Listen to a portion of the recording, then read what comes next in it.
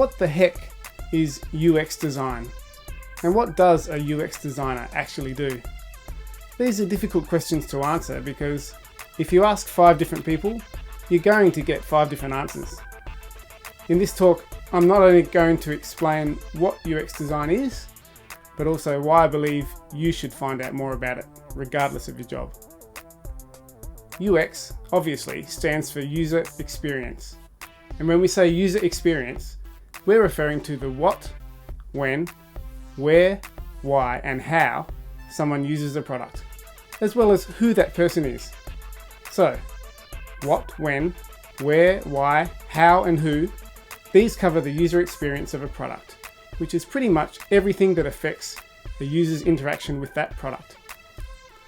So as you can imagine, a UX designer, which is someone who designs these interactions, is constantly asking a ton of questions.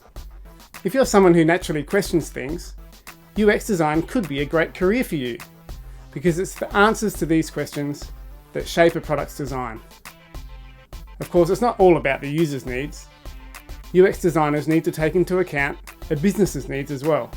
It's no use having a product that people love if it doesn't help a business achieve its goals. That's not a product, that's a side project. A UX designer aims for that sweet spot where user needs and business needs overlap. So, how do they do this other than by asking a lot of questions?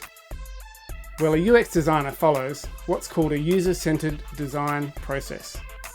We use a set of tools and techniques to take the user's needs into account at every stage of the product's lifecycle. I'm going to repeat that because it's a bit of a mouthful when you hear it for the first time.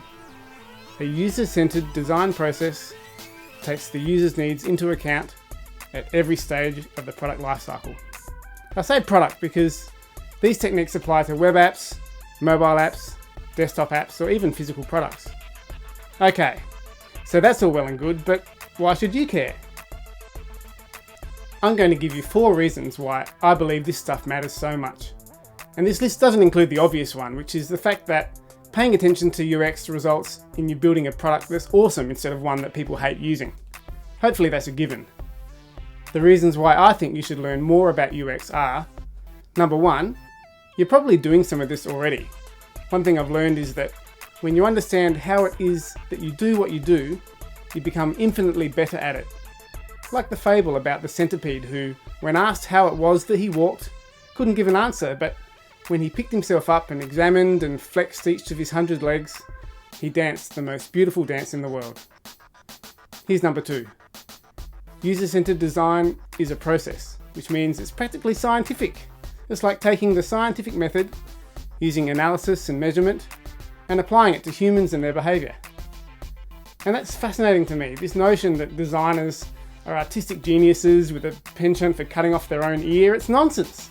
This is a science, well, a quasi-science. Which leads me to the 3rd reason that UX matters.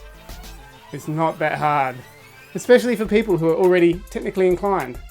I don't want to go putting myself out of a job here, but you know what? This stuff is not rocket surgery, to borrow from Steve Krug. Anyone can learn the basics of user testing and card sorting and writing scenarios and creating wireframes. It's actually very straightforward, which is a good segue to the 4th reason you should care about UX. And that's that it's fun. This stuff is fascinating.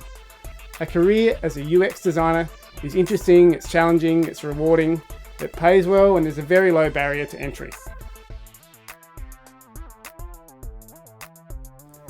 A lot of people feel uncomfortable calling themselves a designer because they're no good at choosing a typeface or a colour palette. Get over it. UX design is the design behind the visuals. Visual design is just one small part of it. It's an important part, but some of the best UX designers I know actually aren't that great at visual design, but they're really good at those other areas that are so important. And that's pretty much it. So while you might hear terms like information architect, user interface designer, interaction designer, or usability specialist, these can all be considered UX professionals. Now they might specialise in marketing or technology, or maybe they come from a user research, social media, or even customer support background. Either way, they're all asking a ton of questions and following a quasi-scientific process to do the design behind the visuals. And they're having a blast doing it. So that's what I'd like to leave you with. That if this stuff interests you, you may very well be well placed to have a promising career as a UX designer. Thanks for listening. My name's Matt, and I've just launched a site called uxmastery.com where I blog about UX. If you're interested, come and check it out.